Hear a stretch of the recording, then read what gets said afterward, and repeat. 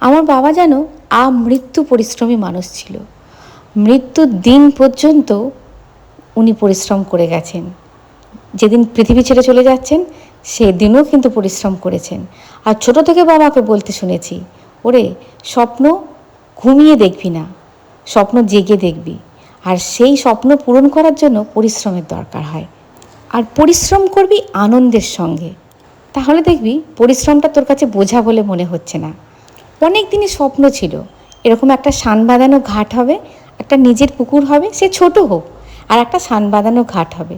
সেই ঘাটটাই বসে বসে গরমের বিকেলে কখনো বসে চা খাবো বাবার সঙ্গে বসে, শীতকালে বাপ বেটিতে বসে একটু গল্প করব। আমার বাবার দেখা হলো না, এটাই কষ্ট হয় যেন। সব হলো, সব স্বপ্ন পূরণ হলো, কিন্তু আমার বাবার দেখা হলো না।